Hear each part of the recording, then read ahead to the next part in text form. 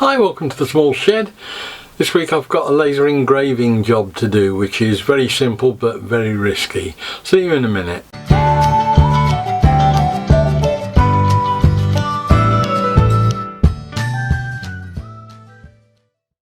Okay, so I've got a job to do today that I've been putting off doing, trying to avoid doing for several days if not weeks now, but I'm getting to the point where I've got to do something with it.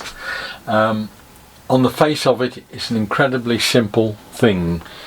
It just needs 3 letters engraving onto a piece of timber, and I've got my little laser engraver to do it. I've got the typeface, it's all set up on the machine to do, so it should be easy enough.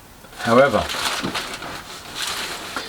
it's a small gift that one of the shedders has made for our founder member Jim, who is 80 this year, and he wanted it engraving, he wanted Jim engraving onto the box, little musical box.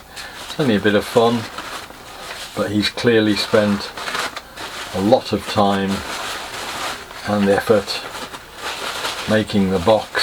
It's got very nice little finger joints on it. Nicely decorative lid. Beautiful job. Wish I could do something like that.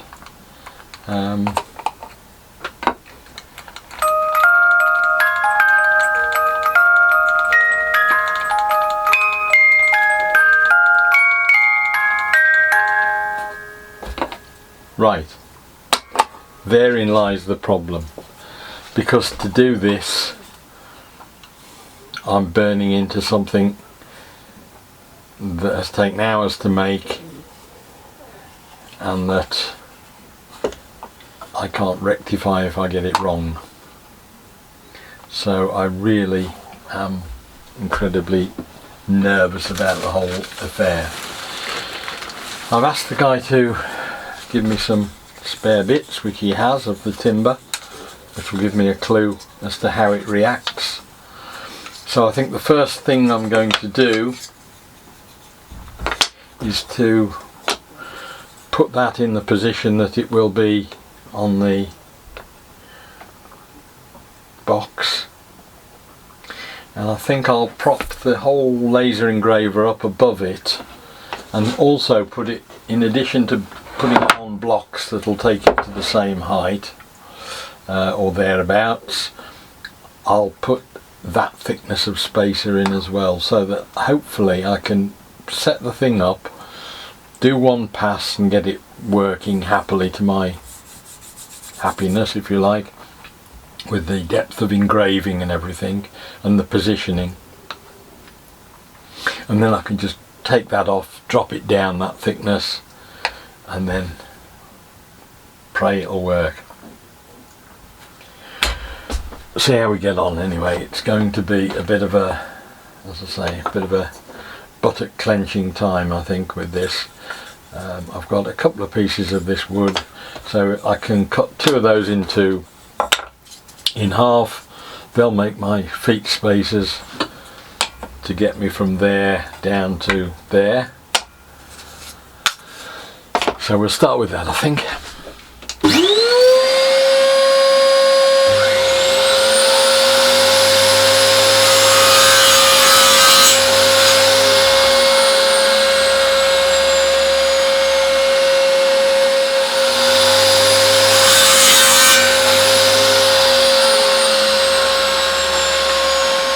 Now the height of the thing itself is the equivalent of these blocks of beech plus the plywood on top, so that will give me a plane that the laser will work to, and then because I'm putting that on top of it,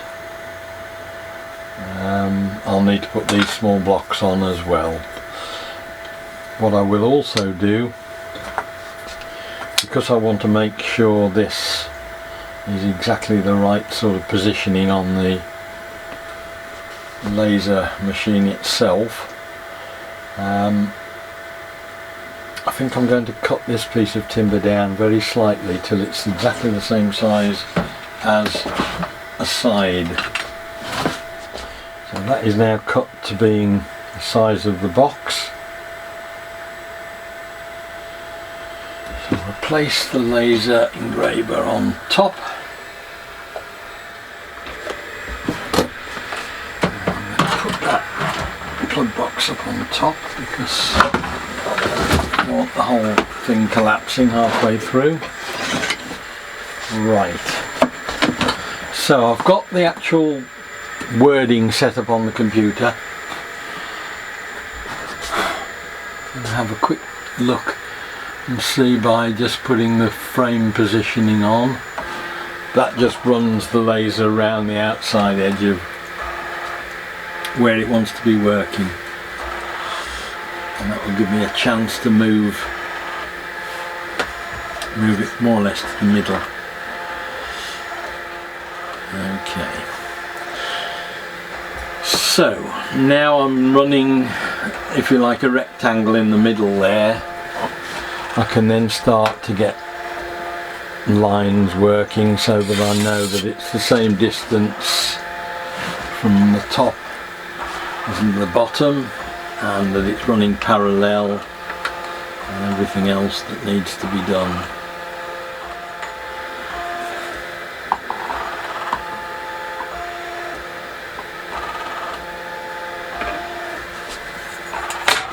Wouldn't help, but my hands are just shaking like a jelly.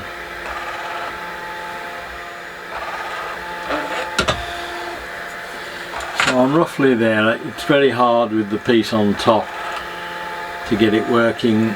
It'll be much easier, I think, with the bottom one to get it dead right, but I'm fairly happy that that is now running in the right sort of place. So time to have a quiet look and see. We've got a couple of goes at this because I can always turn it upside down. The laser power is on 100%, depth of engraving is on 10. We'll give that a go, I think, and see what we've got.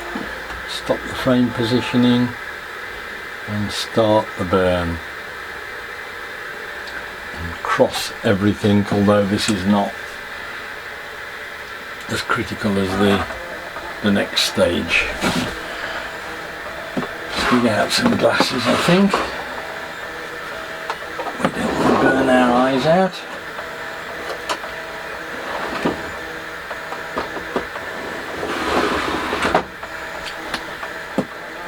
Hopefully it won't take too long to do, and that's the other worry about these things, that some of the things I do will take 2 hours, and in that time an awful lot can happen. You suddenly find you hadn't plugged your laptop in and the battery stops and things like that, but this is relatively quick, I think,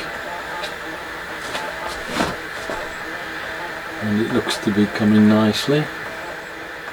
Depth of burn looks okay, and it doesn't seem to be causing any other problems, so we'll see. Come back to it in a minute.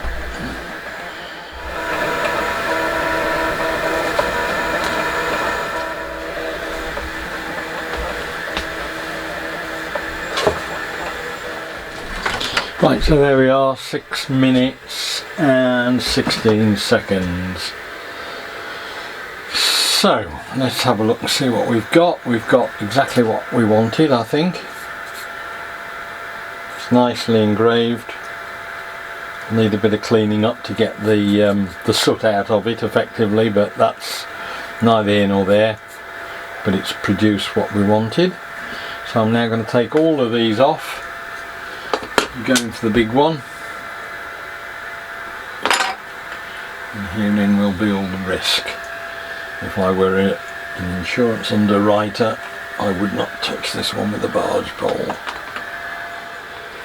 Set it up again to just circulate, position right.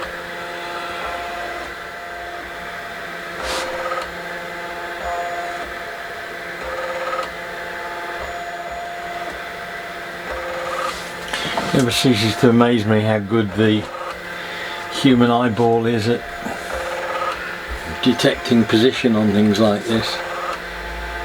It's quite accurate.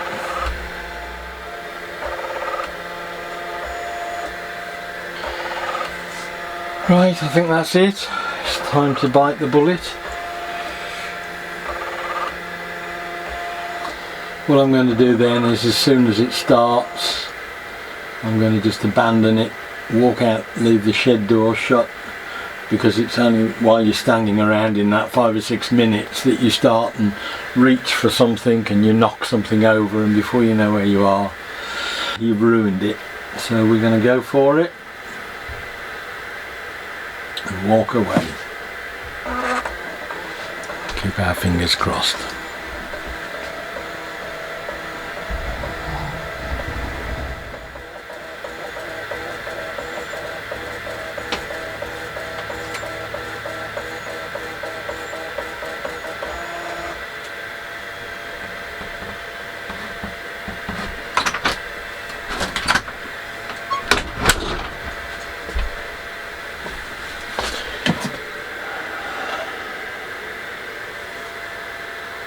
It looks alright, and it is alright. What was I worrying about? Right, that's done it. That's exactly what I hoped for. It's done exactly what I wanted to. And so all I've got to do now, apart from perhaps putting some probably teak oil or something over it just to finish that off, but the main thing I need to do is to talk to the guy that made this thing and learn a bit more about box making, because it's something I would like to do. It's a beautiful little box he's made.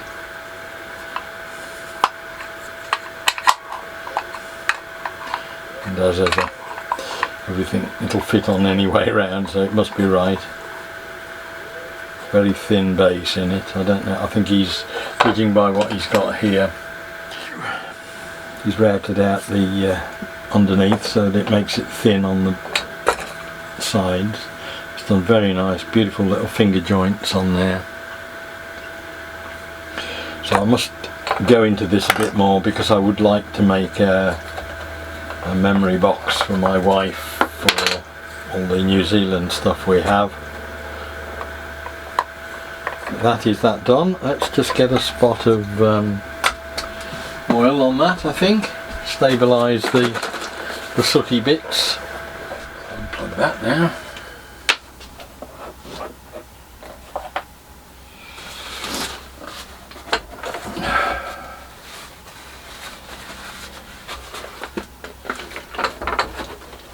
We've been trying to do all sorts of things. I was trying to laser engrave some acrylic as well for this, but not been very successful. But I think that will do the job nicely, and that will, as I say, stabilise. You can see it's pulling the soot out of it, but it will hopefully dry off and stabilise it so it won't get any more. Right, so that's a huge weight off my mind. I can send the box back to the guy that made it, safe in the knowledge that I haven't screwed up. Quite what we'd have done if I'd have damaged it, I don't know, but it's been alright. So I hope the video was of interest. Look forward to seeing you next week. We'll be doing something different. Look forward to seeing you then. Bye!